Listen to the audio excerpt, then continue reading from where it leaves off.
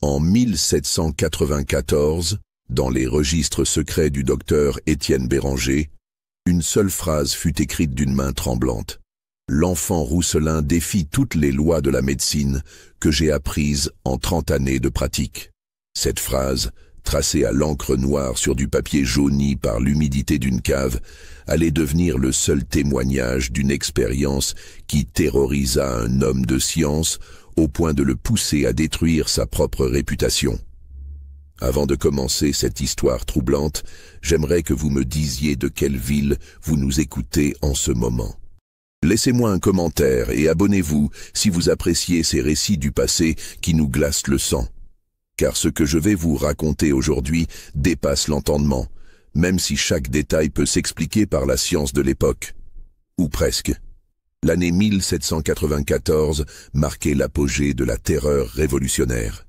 Dans les campagnes autour de Lyon, récemment libérées du siège fédéraliste, la méfiance régnait encore entre les partisans de la République et les anciens soutiens de l'Ancien Régime.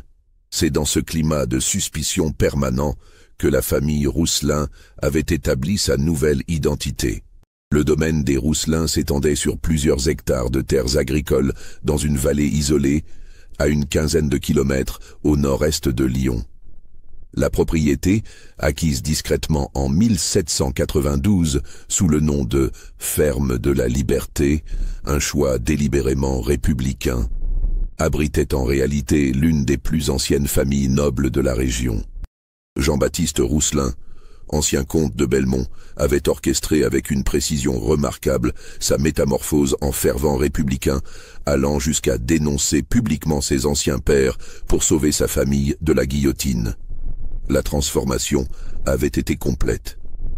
Les armoiries familiales avaient disparu des murs, remplacées par des symboles révolutionnaires grossièrement peints. Les domestiques d'autrefois étaient devenus des citoyens ouvriers agricoles, payés en assignats.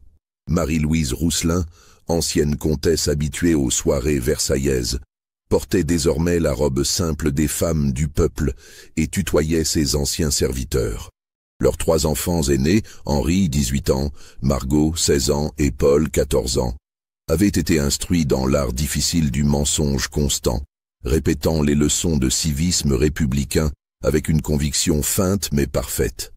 Seul le plus jeune Lucien, âgé de 8 ans, échappait à cette mascarade. Et c'était précisément lui qui allait devenir le centre d'un mystère qui hanterait cette famille bien au-delà de la Révolution. La région elle-même portait encore les cicatrices des événements récents. Lyon, ville rebelle aux yeux des jacobins parisiens, avait subi un siège terrible l'année précédente. Les exécutions s'étaient succédé sur la place des terreaux et les familles nobles qui n'avaient de pas fui à temps avaient payé le prix fort. Cette atmosphère de mort et de méfiance imprégnait chaque conversation, chaque regard échangé entre voisins. C'est dans ce contexte que le docteur Étienne Béranger avait trouvé refuge chez les Rousselin. Ancien chirurgien des armées royales, il avait servi à Versailles avant de fuir Paris lors des massacres de septembre. Sa réputation médicale était exceptionnelle, mais son passé le condamnait. Jean-Baptiste Rousselin l'avait accueilli discrètement, officiellement comme médecin du peuple, au service de la communauté agricole locale, officieusement comme le seul homme capable de soigner sa famille, sans poser de questions embarrassantes sur leur véritable identité. Béranger s'était installé dans une aile reculée de la propriété, transformant l'ancienne orangerie en cabinet médical rudimentaire. Ses instruments, sauvés de son ancienne pratique parisienne, contrastaient étrangement avec le décor campagnard qu'il s'était efforcé de créer. Mais c'est là, dans cette pièce aux murs de pierre froide, qu'il allait être confronté au cas le plus troublant de sa carrière. Tout avait commencé par un incident apparemment banal, un matin de février 1794. Marie-Louise Rousselin avait trouvé son fils cadet, Lucien, effondré dans la cuisine, le corps rigide comme un cadavre. L'enfant ne répondait plus, ses yeux fixes regardaient le plafond sans ciller. Sa respiration était si faible qu'elle semblait avoir cessé. Le docteur Béranger avait été appelé en urgence. Son premier examen révéla un état qu'il n'avait jamais rencontré. Le pouls de l'enfant était imperceptible, mais régulier. Sa température corporelle anormalement basse, ses muscles contractés dans une rigidité totale. Tous les signes de la mort, à l'exception d'une respiration ténue qui persistait. Madame Rousselin, avait murmuré le médecin en retirant ses lunettes. Je ne comprends pas ce qui arrive à votre fils. Son état défie toute logique médicale. Marie-Louise, les mains tremblantes, s'était agenouillée près du lit improvisé où reposait Lucien. Docteur, dites-moi qu'il va survivre. C'est un enfant si particulier. Cette dernière remarque avait intrigué Béranger. Particulier en quel sens, madame? La mère avait hésité, jetant un regard nerveux vers la porte. Il dit parfois des choses étranges, des mots que nous ne comprenons pas. Et il semble connaître des détails sur notre ancienne vie, alors qu'il était trop jeune pour s'en souvenir. Le médecin avait froncé les sourcils. Dans son expérience, les traumatismes psychologiques pouvaient provoquer des réactions physiologiques extrêmes, particulièrement chez les enfants. La situation précaire de la famille, le stress constant de maintenir une fausse identité, pouvaient expliquer certains troubles nerveux. Mais ce qui s'était produit ensuite avait ébranlé ses certitudes scientifiques. Après 6 heures d'immobilité totale, Lucien avait soudainement ouvert les yeux et s'était redressé d'un mouvement fluide, comme s'il émergeait d'un sommeil réparateur. Ses premiers mots, prononcés d'une voix claire et posée, furent « Le citoyen Fouché viendra demain avec 3 hommes. Il cherchera les documents cachés derrière la cheminée du salon. » Marie-Louise avait blêmi. Antoine Fouché, représentant en mission dans la région, était effectivement en route pour une inspection surprise des propriétés suspectes. Mais cette information n'avait été communiquée à personne, et surtout pas à un enfant de 8 ans. « Comment peux-tu savoir cela, mon chéri ?» avait demandé sa mère d'une voix étranglée. L'enfant l'avait regardé avec une expression troublante de maturité. « Je l'ai vu dans mes rêves, maman, comme je vois beaucoup de choses. » Le docteur Béranger avait observé cette scène avec un mélange de fascination et d'inquiétude. La précision de la prémonition de Lucien, si elle se révélait exacte, soulèverait des questions auxquelles sa formation médicale ne pouvait répondre. Mais il existait peut-être une explication rationnelle. L'enfant avait-il surpris une conversation entre adultes? Avait-il reconstitué des informations partielles entendues çà et là? Le lendemain, exactement comme l'avait annoncé Lucien, Antoine Fouché arriva à la propriété accompagné de 3 sans-culottes armés. L'inspection fut minutieuse, mais les Rousselin avaient eu le temps de faire disparaître tous les documents compromettants.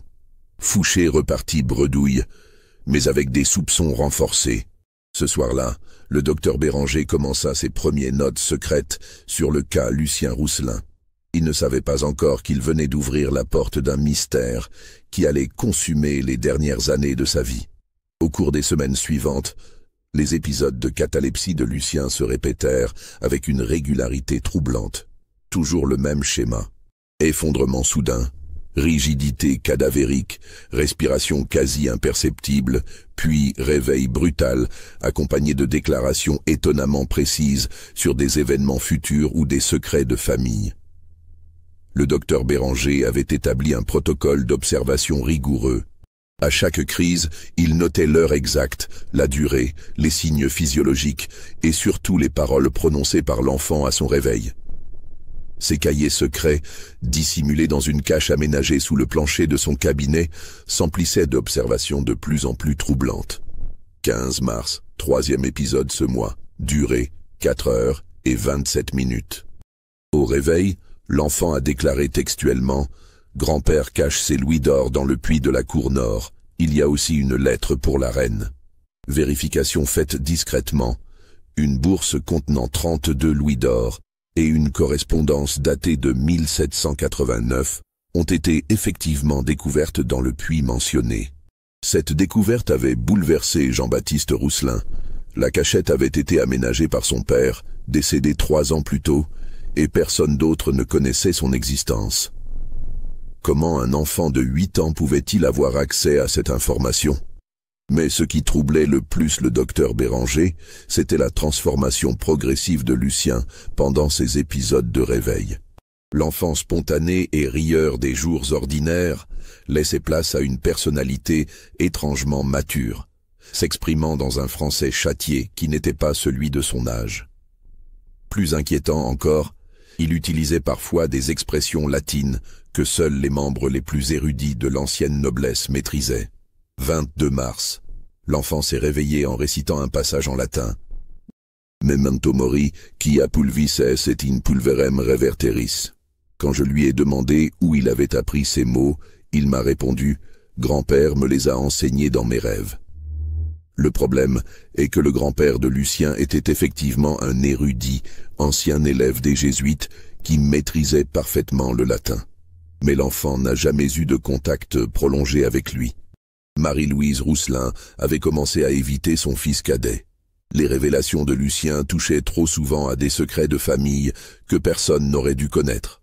Lors d'un épisode particulièrement troublant, l'enfant avait décrit avec une précision chirurgicale l'emplacement d'un testament secret rédigé par son arrière-grand-mère, document qui légalisait certaines donations faites à des familles paysannes de la région. Il sait des choses qu'il ne devrait pas savoir, avait-elle confié au docteur Béranger lors d'une consultation privée. Parfois, j'ai l'impression qu'il lit dans mes pensées les plus intimes. Hier, il m'a demandé pourquoi je pleurais la nuit en pensant à ma sœur Élisabeth. Or, je n'ai jamais parlé d'Élisabeth devant lui. Et pour cause, elle a été guillotinée à Paris l'année dernière. Le médecin avait tenté de rassurer la mère en évoquant des explications rationnelles. Hypermnésie infantile, reconstruction inconsciente d'informations fragmentaires, troubles neurologiques provoqués par le stress familial. Mais au fond de lui-même, il commençait à douter de ses propres théories. L'aspect le plus troublant du comportement de Lucien était sa connaissance apparente de détails historiques et géographiques qu'un enfant de son âge et de son milieu ne pouvait maîtriser. Lors d'un épisode en avril, il avait décrit minutieusement la topographie d'un domaine familial, vendu 20 ans plus tôt, mentionnant l'existence d'un souterrain reliant le château à une chapelle située à plusieurs kilomètres. Jean-Baptiste Rousselin avait discrètement vérifié cette information auprès d'anciens domestiques. Le souterrain existait bien, mais sa construction remontait au XVe siècle et son existence n'était connue que de 3 personnes encore vivantes, toutes âgées et habitant désormais loin de la région. Ces révélations constantes créaient un climat de tension permanent au sein de la famille. Les frères et sœurs aînés de Lucien évitaient de plus en plus leur cadet, troublés par ses regards perçants et ses remarques déstabilisantes. Henri, l'aîné, avait confié au docteur Béranger. « Parfois, j'ai l'impression que Lucien sait exactement ce que je pense. C'est perturbant. » Le médecin lui-même n'échappait pas à cette sensation troublante. L'enfant semblait deviner ses doutes, ses questions non formulées, ses peurs secrètes concernant son propre passé de chirurgien royal. Un jour, à la fin d'un épisode particulièrement long, Lucien lui avait dit simplement « Vous pensez trop à la dame que vous n'avez pas pu sauver à Versailles, docteur. Elle ne vous en veut pas. » Béranger n'avait jamais mentionné devant qui que ce soit l'épisode traumatisant qui l'avait poussé à fuir la cour. L'agonie de la duchesse de Polignac, qu'il n'avait pu sauver d'une fièvre puerpérale malgré tous ses efforts. Cette culpabilité le rongeait depuis des années et personne ne connaissait ce secret. Comment un enfant pouvait-il avoir accès à des informations si intimes? Au début du mois de mai 1794, le docteur Béranger décida d'approfondir ses recherches sur le cas de Lucien Rousselin. Il commença par examiner attentivement l'histoire médicale de la famille, interrogeant discrètement Marie-Louise sur les circonstances de la naissance de son fils cadet. Ce qu'il découvrit le troubla profondément. Lucien était né en septembre 1786, dans des circonstances dramatiques. Marie-Louise avait fait une chute de cheval lors de sa grossesse, provoquant un accouchement prématuré et difficile. L'enfant avait failli mourir à la naissance, restant sans respiration apparente pendant plusieurs minutes avant de pousser son premier cri. Le sage-femme nous avait dit qu'il était mort-né, raconta Marie-Louise au médecin. Nous l'avions même préparé pour les derniers sacrements. Puis, soudainement, il s'est mis à respirer et à pleurer. Un miracle, avons-nous pensé à l'époque. Cette information éclairait peut-être certains aspects du comportement de Lucien. Béranger connaissait des cas documentés d'enfants ayant survécu à une asphyxie natale et présentant par la suite des troubles neurologiques particuliers. Mais cela n'expliquait pas la précision troublante de ces visions. Le médecin décida d'observer plus systématiquement les épisodes de catalepsie. Il installa un système de surveillance discrète dans la chambre de l'enfant, notant scrupuleusement tous les détails physiologiques de chaque crise. Ce qu'il découvrit remit en question ses certitudes médicales les plus fondamentales. Durant les phases de catalepsie, le corps de Lucien présentait des caractéristiques impossibles selon les connaissances médicales de l'époque. Sa température corporelle chutait de plusieurs degrés, son pouls devenait si faible qu'il était presque indétectable, et surtout, sa respiration se réduisait à un souffle si ténu qu'elle semblait s'arrêter complètement pendant de longs moments. 30 mai, épisode de 7 heures. Température, 2 degrés sous la normale. Pouls, 12 pulsations par minute contre 70 habituellement. Respiration, une inspiration toutes les 3 minutes environ. État physiologique incompatible avec la conscience. Et pourtant, au réveil, l'enfant se souvient parfaitement de conversations ayant eu lieu dans la pièce durant sa crise. Plus troublant encore, Béranger constata que Lucien semblait parfois réagir à des stimuli externes pendant ces épisodes cataleptiques. Lorsque le médecin murmurait des questions précises près de l'oreille de l'enfant inconscient, celui-ci répondait parfois au réveil à des interrogations qui n'avaient jamais été formulées à voix haute. Cette découverte poussa le docteur à entreprendre une expérience risquée. Il décida de tester systématiquement les capacités de Lucien en lui posant, durant ces épisodes inconscients, des questions sur des sujets qu'un enfant de 8 ans ne pouvait connaître. Les résultats dépassèrent ses pires craintes.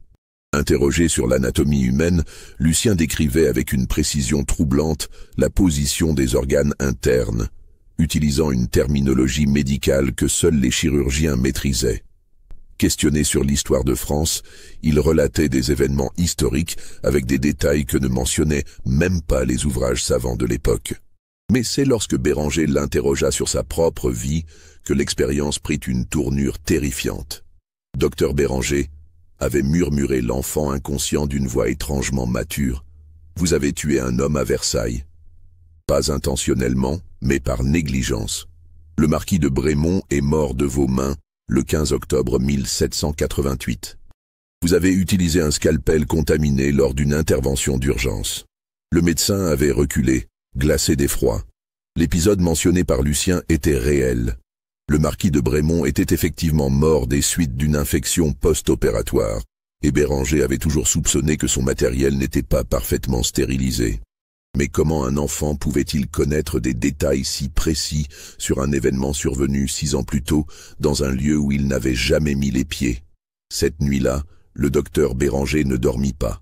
Il relut ses notes, cherchant une explication rationnelle à ces phénomènes troublants. 3 hypothèses s'imposaient à son esprit scientifique. Soit Lucien était un génie précoce doté d'une mémoire extraordinaire et d'une capacité d'observation surhumaine, soit il était victime de troubles neurologiques complexes provoquant des hallucinations d'une précision troublante, soit. Il existait des phénomènes que la science de l'époque ne pouvait encore expliquer. L'idée d'écrire à ses anciens confrères de la faculté de médecine de Paris lui traversa l'esprit, mais il l'écarta aussitôt. Sa situation de fugitif le condamnait au silence. Et puis, qui croirait un récit aussi invraisemblable? C'est alors qu'il prit une décision qui allait sceller le destin de toute la famille Rousselin. Il décida de mener des expériences plus poussées sur l'enfant, quitte à prendre des risques considérables pour sa santé. Si cette histoire vous donne des frissons, n'hésitez pas à liker cette vidéo et dites-moi en commentaire ce que vous pensez qu'il va arriver à ce pauvre enfant. Car ce que le docteur Béranger allait découvrir dépassait tout ce qu'il avait imaginé. Les expérimentations secrètes du docteur Béranger sur Lucien Rousselin commencèrent au début de juin 1794. Le médecin avait transformé une ancienne cave à vin de la propriété en laboratoire clandestin, loin des regards indiscrets de la famille et des éventuels visiteurs républicains.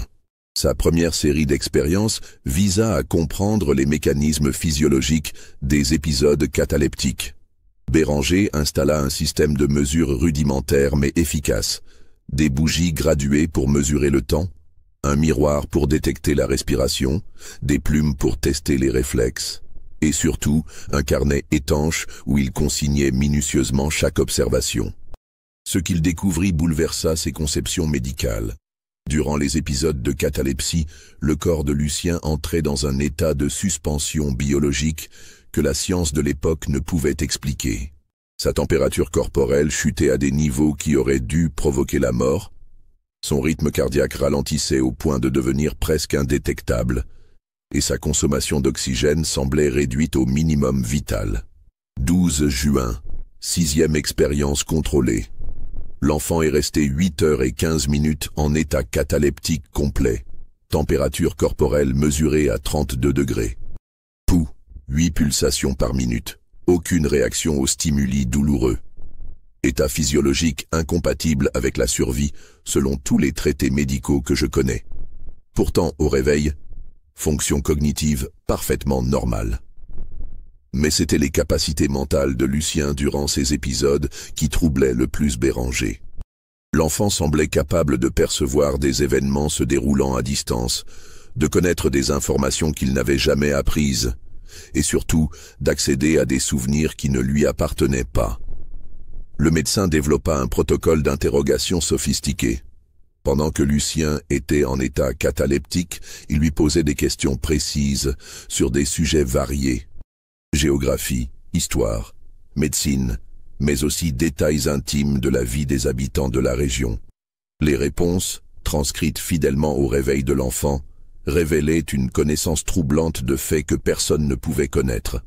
L'expérience la plus troublante eut lieu le 20 juin. Béranger demanda à Lucien inconscient de décrire ce qui se passait à ce moment précis dans la maison du maire de Lyon, située à 15 km de la propriété. Au réveil, l'enfant décrivit minutieusement une scène de dispute conjugale, mentionnant des détails précis sur l'aménagement intérieur de la maison et les propos échangés. 3 jours plus tard, Béranger trouva un prétexte pour se rendre en ville. Ses inquiries discrètes confirmèrent que la scène décrite par Lucien avait bien eu lieu, avec une précision troublante jusque dans les moindres détails. Cette découverte poussa le médecin à franchir une ligne rouge. Il décida de tester les limites des capacités de l'enfant en l'exposant à des stimulus plus intenses.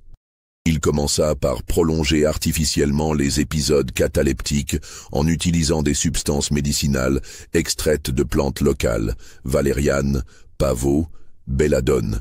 Les résultats furent spectaculaires et terrifiants. Sous l'influence de ces substances, les capacités de Lucien se décuplèrent. Il pouvait désormais décrire des événements survenus des années auparavant, dans des lieux qu'il n'avait jamais visités, révéler des secrets de famille remontant à plusieurs générations, et même prédire avec une précision troublante des événements futurs. 28 juin, expérience avec extrait de pavot, épisode prolongé, 14 heures. L'enfant a décrit l'assassinat du fermier Dubois, survenu en 1775 près de Villeurbanne. Il a mentionné le nom du meurtrier, Pierre Martel, l'arme utilisée, serpe, et l'emplacement du corps, puis de la ferme abandonnée. Vérification faite auprès des anciens. Toutes les informations sont exactes. Or, Lucien n'était pas né à l'époque des faits, et cette affaire n'avait jamais été élucidée officiellement. Mais ces expériences commençaient à avoir des effets secondaires inquiétants sur l'enfant. Lucien maigrissait visiblement. Ses yeux se cernaient et surtout, sa personnalité changeait progressivement. L'enfant joyeux et spontané cédait la place à un être étrangement détaché, parlant parfois comme un adulte et manifestant des connaissances qui n'étaient pas de son âge. Marie-Louise Rousselin commença à soupçonner que quelque chose d'anormal se passait. Elle remarqua que son fils disparaissait parfois pendant des heures et qu'il revenait dans un état de fatigue extrême. Ses tentatives pour interroger le docteur Béranger se heurtaient à des réponses évasives et des changements de sujet suspects. « Docteur », lui demanda-t-elle un matin de juillet, « Lucien semble de plus en plus différent. Il dit parfois des choses qui me glacent le sang. Hier, il m'a décrit la mort de ma grand-mère avec des détails que je n'avais jamais racontés à personne. Comment est-ce possible? Béranger rassura la mère en évoquant des troubles de la mémoire liés au stress familial, mais il mentait. En réalité, il était lui-même de plus en plus troublé par l'évolution de son jeune patient. Les expériences révélaient des capacités qui remettaient en question tout ce qu'il croyait savoir sur l'esprit humain. Le point de non-retour fut atteint lors de l'expérience du 3 juillet. Béranger avait administré à Lucien une dose plus forte d'extrait de belladone, espérant provoquer un épisode cataleptique de longue durée. L'enfant était resté inconscient pendant près de 20 heures, dans un état si profond que le médecin avait craint pour sa vie. Au réveil, Lucien avait fixé Béranger avec un regard qui n'était plus celui d'un enfant de 8 ans. « Docteur », avait-il dit d'une voix étrangement posée, « je sais ce que vous me faites. Je vois tout, j'entends tout. Et je sais aussi ce qui va arriver à cette famille si vous continuez. » Cette phrase, prononcée avec une maturité troublante, avait glacé le sang du médecin. Pour la première fois depuis le début de ses expériences, il réalisa qu'il était peut-être en train de jouer avec des forces qu'il ne contrôlait pas. Mais il était trop tard pour faire marche arrière. Car le 5 juillet, un courrier officiel arriva à la propriété. Les autorités révolutionnaires avaient été informées d'activités suspectes chez les Rousselin. Une commission d'enquête dirigée par le redoutable Fouché-Tinville allait arriver dans 3 jours pour une inspection approfondie. Et Lucien, avec son regard d'adulte dans un corps d'enfant, avait souri en entendant la nouvelle. « Je l'avais vu, docteur. Dans mes rêves, j'avais vu exactement ce qui allait arriver. » L'arrivée de la commission d'enquête était prévue pour le 8 juillet au matin. La veille au soir, la famille Rousselin était réunie dans le grand salon, officiellement pour une assemblée de citoyens destinée à préparer l'accueil des représentants républicains. En réalité, c'était un conseil de guerre familial. Jean-Baptiste Rousselin avait pâli en lisant la lettre officielle. L'accusation était précise. Activités contre-révolutionnaires, détournement de biens nationaux et pratiques superstitieuses contraires aux principes de la République. Cette dernière mention l'inquiétait particulièrement. Qui avait pu faire un rapport aussi détaillé sur leurs activités secrètes? « Ils savent quelque chose », murmura-t-il à sa femme. « Quelqu'un nous a dénoncés. » Marie-Louise serrait Lucien contre elle, mais l'enfant semblait étrangement calme. Depuis ses dernières expériences avec le docteur Béranger, il manifestait une sérénité troublante face aux événements dramatiques qui secouaient la famille. « Ne vous inquiétez pas, papa », dit-il soudain de sa voix d'enfant. « Ils ne trouveront rien. Mais le docteur Béranger devra partir ce soir. » Un silence glacial s'abattit sur l'assemblée. Comment Lucien pouvait-il savoir que Béranger était effectivement en danger? Et surtout, comment pouvait-il prédire avec une telle assurance l'issue de l'inspection? Le médecin présent dans la pièce se leva brusquement. « Que veux-tu dire, Lucien ?» L'enfant le regarda avec cette expression troublante de maturité qui le caractérisait depuis quelques semaines. « Vous le savez très bien, docteur. Votre nom figure sur la liste des suspects que porte le citoyen Fouché-Tinville. Quelqu'un vous a reconnu malgré votre déguisement de médecin du peuple. » Ces révélations stupéfièrent l'assistance. Béranger n'avait confié à personne ses craintes concernant sa véritable identité. Comment un enfant pouvait-il avoir accès à des informations si précises sur le contenu de documents officiels qu'il n'avait jamais vus? « Ce n'est pas possible, » balbutia le médecin. « Personne ne peut savoir. Le pharmacien Giraud de Lyon vous a reconnu la semaine dernière, » continua Lucien d'une voix étrangement détachée. Il a écrit une lettre de dénonciation aux autorités. Cette lettre est dans la sacoche du commissaire Fouché-Tinville avec votre ancien signalement de Versailles. Marie-Louise resserra instinctivement son étreinte autour de son fils. Cette connaissance précise de faits qui ne pouvaient être vérifiés la terrifiait. Depuis quand Lucien avait-il accès à des informations si détaillées sur les activités des autorités révolutionnaires? « Lucien, » murmura-t-elle d'une voix tremblante, « comment peux-tu savoir tout cela ?» L'enfant tourna vers sa mère un regard d'une profondeur troublante. « Maman, depuis que le docteur me donne ses potions, je vois beaucoup de choses, trop de choses. Je vois ce qui se passe dans des endroits où je ne suis jamais allé. Je connais des secrets qui ne m'appartiennent pas. » Cette déclaration frappa la famille comme un coup de tonnerre. Pour la première fois, Lucien admettait ouvertement l'étendue troublante de ses capacités. Jean-Baptiste Rousselin prit une décision rapide. « Docteur, si ce que dit mon fils est exact, vous devez effectivement partir cette nuit. Nous ne pouvons prendre le risque de vous voir arrêté ici. » « Mais les expériences, commença Béranger. « Quelles expériences ?» demanda sèchement le père de famille. Un nouveau silence s'installa. Le médecin réalisa qu'il avait failli révéler ses activités secrètes. Lucien, lui, souriait d'un sourire qui n'avait rien d'enfantin. « Papa, maman, » dit l'enfant calmement, « le docteur Béranger m'a fait subir des tests médicaux depuis plusieurs mois. Il veut comprendre pourquoi je sais des choses que je ne devrais pas savoir. » Cette révélation provoqua un tollé familial. Marie-Louise se dressa, furieuse.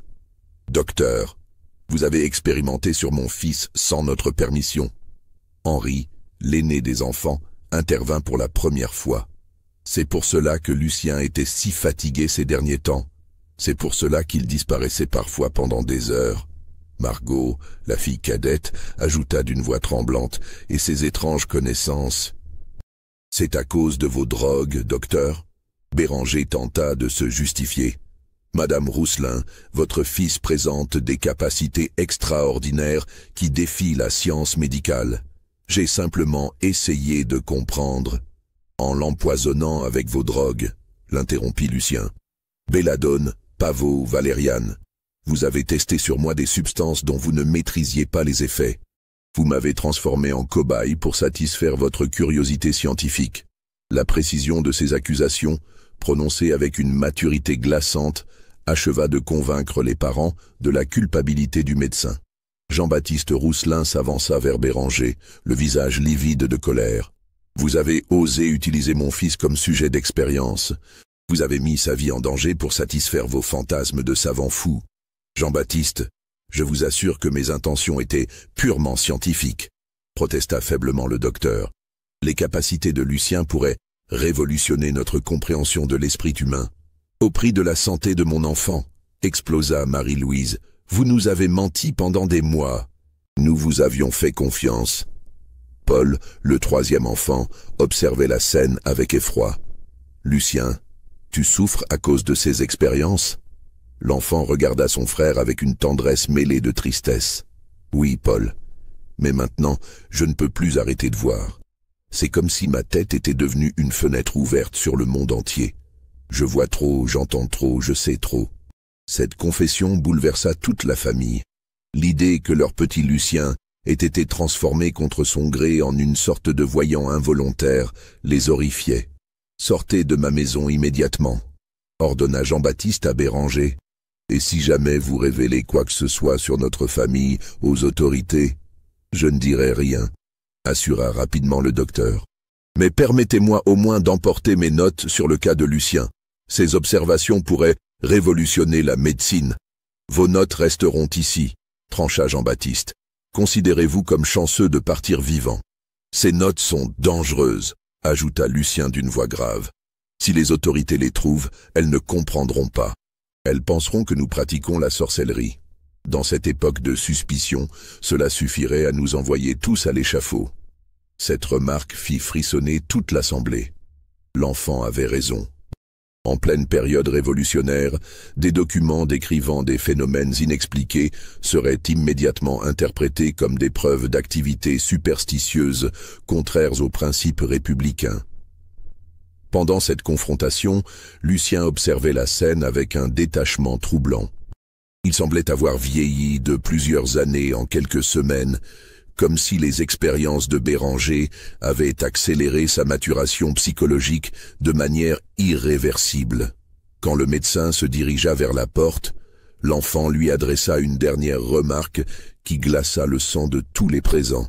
« Docteur Béranger, vous mourrez dans 6 mois d'une fièvre contractée près de Marseille. Vous tenterez de rejoindre l'Amérique, mais vous n'y arriverez jamais.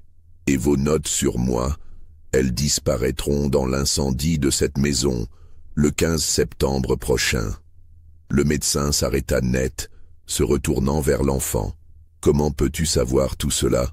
Lucien sourit, et pour la première fois depuis des semaines, son sourire redevint celui d'un enfant de 8 ans.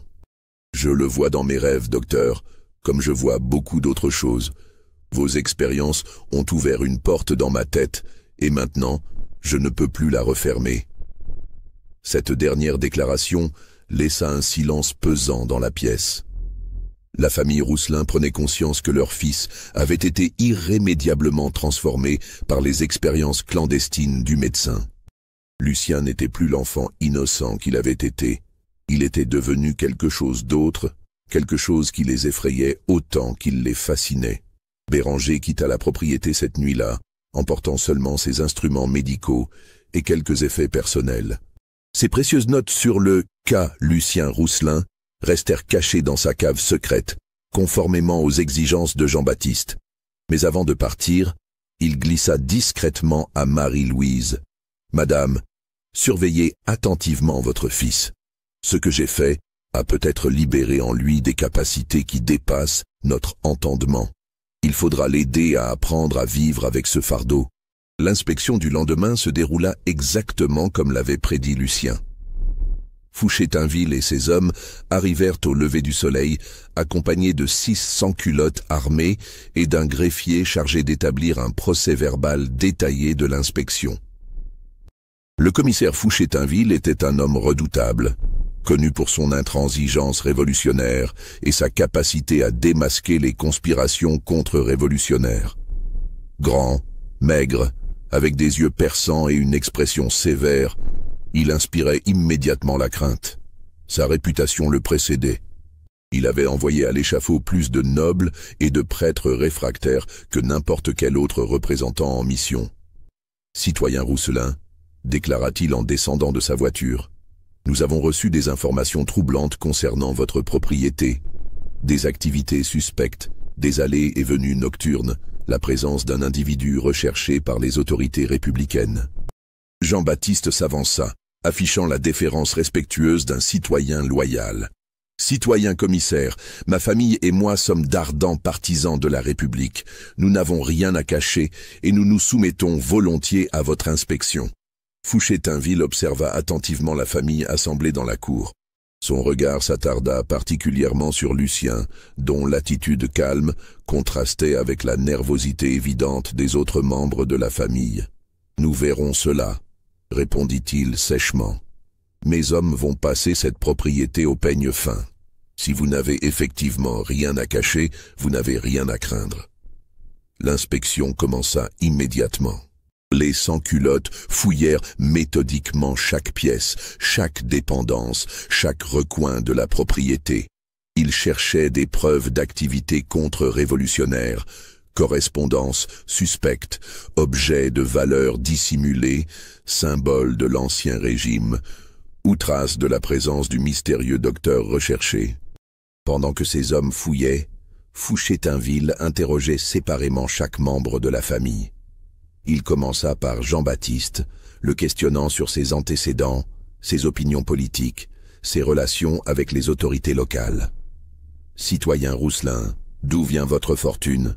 Cette propriété est considérable pour un simple fermier. »« Citoyen commissaire, j'ai hérité de cette terre de mon oncle maternel, mort sans descendance en 1789. Les documents d'héritage sont en règle et enregistrés à la préfecture. » Fouché-Tinville vérifia scrupuleusement ces documents.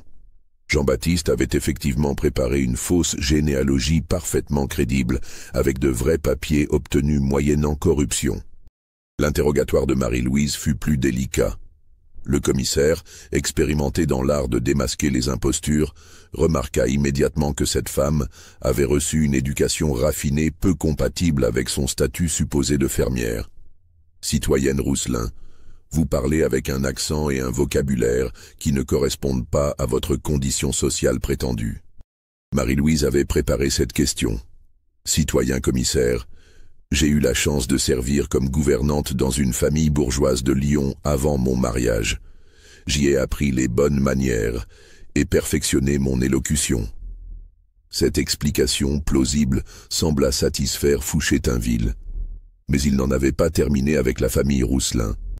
C'est en fouillant la cave que les inspecteurs découvrirent le laboratoire secret de Béranger.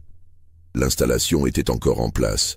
Table d'expérimentation, instruments médicaux abandonnés, et surtout, les notes détaillées du médecin sur ses expériences avec Lucien.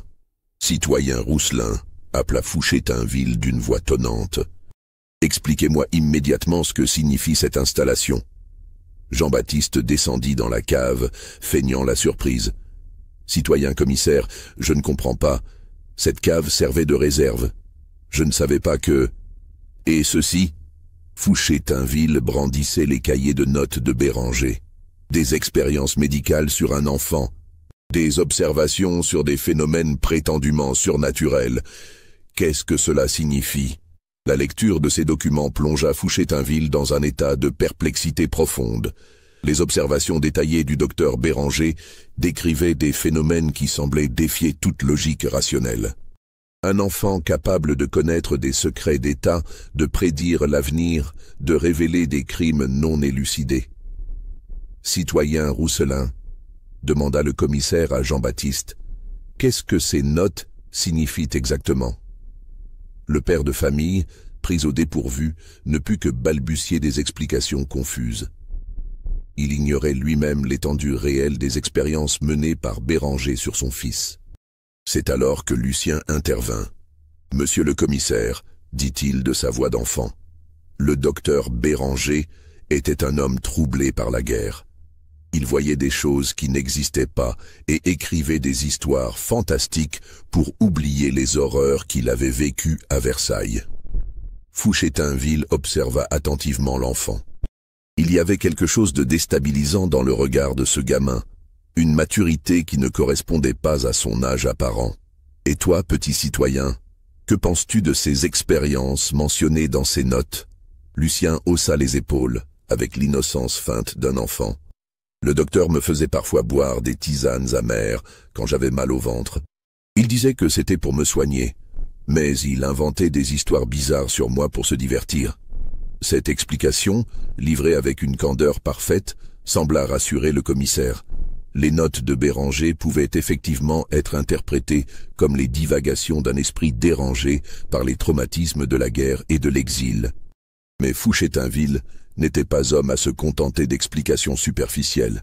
Il décida de tester lui-même les prétendues capacités de l'enfant. « Petit citoyen, si tu es vraiment ordinaire comme tu le prétends, tu ne verras aucun inconvénient à répondre à quelques questions. » Lucien acquiesça calmement, mais ses parents échangèrent des regards inquiets.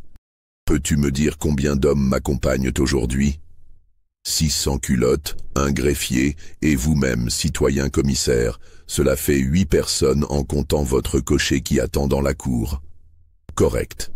Maintenant, peux-tu me dire de quelle ville je viens? Lucien hésita un instant, comme s'il réfléchissait. De Lyon, citoyen commissaire. Votre accent le trahit, et puis, votre cheval porte encore la boue rouge des chemins qui mènent à la ville.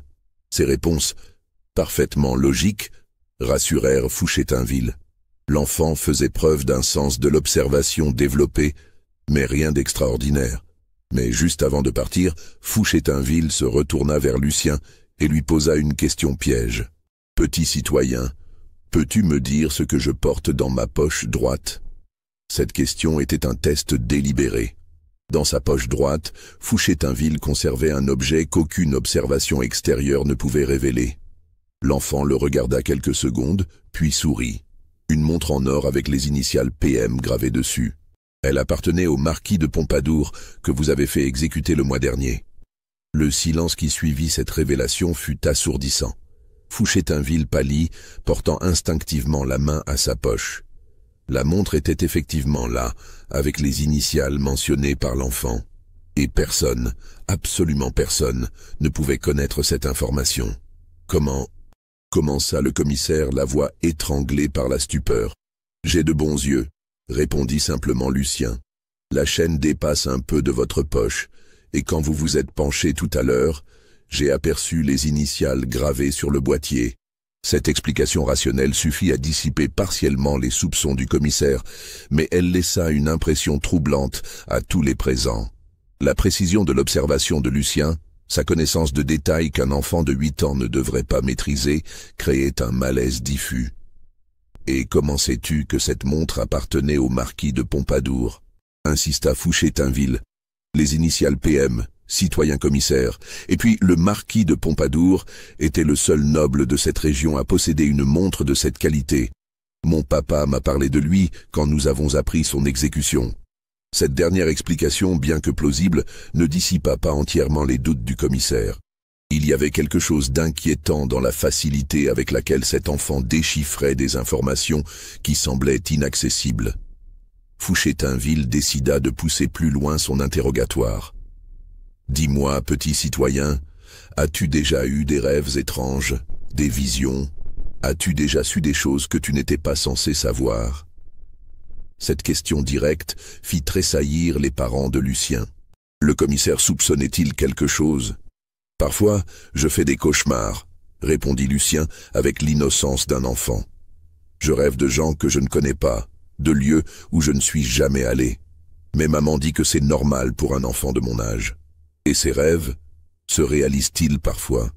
Lucien secoua la tête. « Non, citoyen commissaire, ce ne sont que des rêves. » Le docteur Béranger prétendait qu'il signifiait quelque chose, mais papa dit qu'il avait l'esprit dérangé par la guerre. Cette ligne de défense, soigneusement préparée par la famille, sembla convaincre Fouché-Tinville. L'enfant donnait l'impression d'un gamin ordinaire, peut-être un peu précoce, mais sans rien d'extraordinaire. Pourtant, quelque chose continuait à troubler le commissaire. Il y avait dans le regard de Lucien une profondeur, une maturité qui ne collait pas avec son âge apparent. Et cette facilité troublante à deviner des détails qu'un enfant ne devrait pas connaître. « Bien », finit-il par déclarer, « cette inspection est terminée. Nous n'avons trouvé aucune preuve d'activité contre-révolutionnaire. Vous pouvez reprendre vos activités normales. » Mais avant de monter en voiture, il se retourna une dernière fois vers Lucien. « Petit citoyen, un dernier conseil. Méfie-toi des gens qui prétendent que tu as des dons particuliers. Dans notre République, nous ne croyons qu'à la raison et à la science. Les superstitions appartiennent au passé. » Lucien acquiesça sagement. « Oui, citoyen commissaire, je ne suis qu'un enfant ordinaire d'une famille ordinaire. » Fouché-Tinville repartit sans arrêter personne, mais avec la certitude qu'il venait de vivre quelque chose d'inexplicable. Dans son rapport officiel, il mentionnerait simplement « famille Rousselin, républicain irréprochable, médecin fugitif introuvable, note médicale sans intérêt, probablement fantaisiste. » Mais dans son journal personnel, il écrirait cette nuit-là « J'ai rencontré aujourd'hui un enfant qui semble voir au-delà du voile de la réalité. Que Dieu nous protège, si de tels êtres existent vraiment. La République a peut-être détruit l'ancienne aristocratie, mais elle ne peut rien contre les mystères de l'esprit humain. Cet enfant me hante. Il y avait dans ses yeux une connaissance qui ne devrait pas exister chez un être de son âge. J'ai la troublante certitude qu'il en savait bien plus qu'il ne l'a laissé paraître. » Les mois qui suivirent l'inspection de Fouché-Tinville furent marqués par un changement profond dans la dynamique familiale des Rousselin. La révélation des expériences secrètes de Béranger avait créé une fracture douloureuse dans leur unité, et Lucien se retrouvait au centre d'un malaise familial grandissant. Marie-Louise développa une relation ambivalente avec son fils cadet. D'un côté, elle ressentait une culpabilité immense de l'avoir laissé subir les expériences du médecin. De l'autre, les capacités troublantes de l'enfant l'effrayaient profondément. Elle surprenait parfois Lucien à la regarder avec une intensité dérangeante, comme s'il lisait dans ses pensées les plus intimes. « Il sait toujours ce que je pense avant même que je le dise », confia-t-elle un soir à son mari. « Hier, j'ai pensé à ma sœur Élisabeth et il m'a immédiatement demandé pourquoi je pleurais. Je ne pleurais pas visiblement, Jean-Baptiste. Comment peut-il percevoir ma tristesse intérieure ? » Jean-Baptiste lui-même ne savait comment gérer cette situation extraordinaire. En tant que père, il voulait protéger son fils, En tant qu'ancien noble habitué à contrôler son environnement, il était troublé par ces phénomènes qu'il ne pouvait ni comprendre ni maîtriser. Les frères et sœurs aînés de Lucien développèrent chacun leur propre stratégie pour faire face à la situation. Henri, l'aîné, adoptait une attitude protectrice envers son petit frère, considérant que Lucien était victime des expériences de Béranger et méritait compassion plutôt que crainte. « Lucien n'a pas choisi ce qui lui arrive », argumentait-il lors des discussions familiales. « Si ses capacités sont réelles, il faut l'aider à les gérer, pas l'éviter. » Margot, en revanche, ne pouvait s'empêcher d'éprouver une peur instinctive face à son frère cadet. Elle évitait de se retrouver seule avec lui, troublée par ses regards perçants et ses remarques parfois prémonitoires. Paul, le troisième enfant, oscillait entre fascination et inquiétude. Il interrogeait souvent Lucien sur ses visions, cherchant à comprendre comment fonctionnaient ses capacités mystérieuses. « Lucien, tu vois vraiment l'avenir ?» lui demanda-t-il un jour. « Pas exactement, Paul, » répondit l'enfant avec une maturité troublante. « Je vois plutôt des possibilités, comme si le temps était un livre ouvert et que je pouvais lire plusieurs pages à la fois. Mais parfois, ce que je lis me fait mal à la tête. » Cette confession révélait l'aspect douloureux des capacités de Lucien. L'enfant souffrait manifestement de sa condition exceptionnelle. Les informations qui affluaient dans son esprit le fatiguaient énormément, et il se plaignait souvent de migraines intenses. Au cours de l'été 1794, les épisodes de catalepsie de Lucien évoluèrent. Ils devinrent moins fréquents mais plus intenses. L'enfant pouvait rester inconscient pendant des journées entières, plongé dans un état comateux qui terrifiait sa famille. Durant ces épisodes prolongés, Lucien semblait voyager dans des dimensions temporelles et spatiales inaccessibles. À son réveil, il décrivait parfois des scènes historiques avec une précision troublante, comme s'il avait été témoin d'événements survenus des décennies ou des siècles plus tôt. « J'ai vu la construction de cette maison », raconta-t-il après un épisode particulièrement long. Il y avait un homme avec une barbe grise qui dirigeait les travaux. Il s'appelait Maître Olivier, et il a caché quelque chose dans les fondations avant de mourir. Cette déclaration poussa Jean-Baptiste à faire des recherches sur l'histoire de la propriété. Il découvrit effectivement qu'un maître maçon nommé Olivier Dubuffet avait supervisé la construction de la demeure en 1642. L'homme était mort dans un accident de chantier avant la fin des travaux. Intrigué, Jean-Baptiste fit creuser discrètement dans les fondations à l'endroit indiqué par Lucien. Il y découvrit une petite cassette métallique contenant des pièces d'or et un document attestant de la propriété légale de terrain aujourd'hui occupée par la ferme voisine. Cette découverte confirma une fois de plus l'exactitude troublante des visions de Lucien, mais elle renforça aussi l'angoisse familiale. Comment un enfant pouvait-il avoir accès à des informations concernant des événements survenus plus d'un siècle avant sa naissance? En août, un incident particulièrement inquiétant se produisit. Lucien prédit avec une précision chirurgicale l'effondrement d'un pont sur la route de Lyon, événement qui se produisit exactement comme il l'avait décrit, à la date et à l'heure annoncées. Cet effondrement fit 3 morts et une dizaine de blessés. « Comment as-tu pu savoir ?» lui demanda Henri, bouleversé. « Je l'ai vu dans mes rêves », répondit Lucien avec une tristesse profonde. « J'ai vu les gens tomber, j'ai entendu leurs cris, mais quand j'ai essayé de prévenir papa, il m'a dit de ne pas raconter d'histoire. » Cette révélation accabla Jean-Baptiste de culpabilité. Il réalisa qu'en refusant de croire aux prédictions de son fils, il avait peut-être empêché de sauver des vies innocentes. « Désormais, décida-t-il, nous écouterons attentivement tout ce que Lucien nous dira. Si ces visions peuvent prévenir des tragédies, nous avons le devoir moral de les prendre au sérieux. » Cette décision marqua un tournant dans l'attitude familiale envers les capacités de Lucien. L'enfant n'était plus perçu comme un phénomène inquiétant, mais comme un membre de la famille porteur d'un don à la fois précieux et douloureux. En septembre 1794, exactement comme l'avait prédit Lucien, un incendie mystérieux ravagea une partie de la propriété. Le feu prit naissance dans l'ancienne cave du docteur Béranger, détruisant entièrement ses notes secrètes et tous les témoignages écrits de ses expériences sur l'enfant. Les circonstances de cet incendie restèrent inexpliquées. Il n'y avait eu ni orage, ni négligence humaine apparente. Le feu s'était déclaré spontanément dans la nuit du 15 septembre, comme si une main invisible avait voulu effacer les dernières traces d'un secret trop dangereux.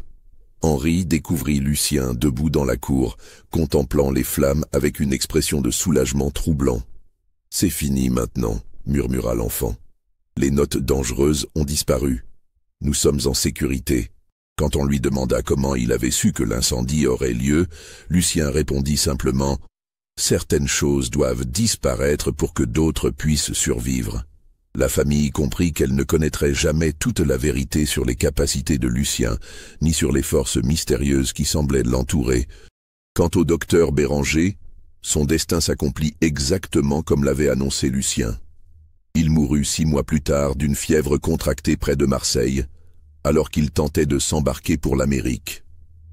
Ses derniers mots, rapportés par l'aubergiste qui l'avait soigné, furent « L'enfant Rousselin, il savait tout. Il a toujours tout su. » La famille Rousselin traversa sans encombre la fin de la période révolutionnaire. Avec l'âge, les capacités particulières de Lucien semblèrent s'estomper progressivement, ou peut-être avait-il simplement appris à les dissimuler plus efficacement. Il devint un adolescent puis un jeune homme discret, se maria, eut des enfants, et vécut une existence paisible de propriétaire rural. Mais jusqu'à sa mort, en 1862, Lucien Rousselin conserva une réputation troublante dans la région. Il mourut dans son lit, entouré de sa famille, à l'âge vénérable de 76 ans. Ses dernières paroles, adressées à son petit-fils, furent « N'aie jamais peur de ce que tu vois dans tes rêves, mon enfant. Les rêves sont parfois plus vrais que la réalité. » Ce petit-fils, curieusement, manifesta dès son plus jeune âge des capacités troublantes qui rappelaient étrangement celles de son grand-père. Les archives de la région mentionnent encore aujourd'hui la famille Rousselin, mais sans faire référence aux événements extraordinaires de 1794. Seul un rapport confidentiel de Fouché-Tinville, découvert récemment dans les sous-sols de la préfecture du Rhône, évoque brièvement un enfant aux capacités inexpliquées dans une propriété rurale près de Lyon. Et vous, après avoir écouté cette histoire, que pensez-vous? Lucien Rousselin était-il réellement doté de capacités extraordinaires, ou n'était-il qu'un enfant particulièrement observateur, victime des fantasmes d'un médecin traumatisé? Je vous laisse méditer sur cette question troublante. N'hésitez pas à partager vos réflexions en commentaire, à vous abonner si cette histoire vous a plu, et à la partager avec ceux qui s'interrogent sur les mystères inexpliqués de notre histoire. Car après tout, la réalité dépasse parfois la fiction. Ou peut-être est-ce la fiction qui révèle des vérités que nous préférons ignorer.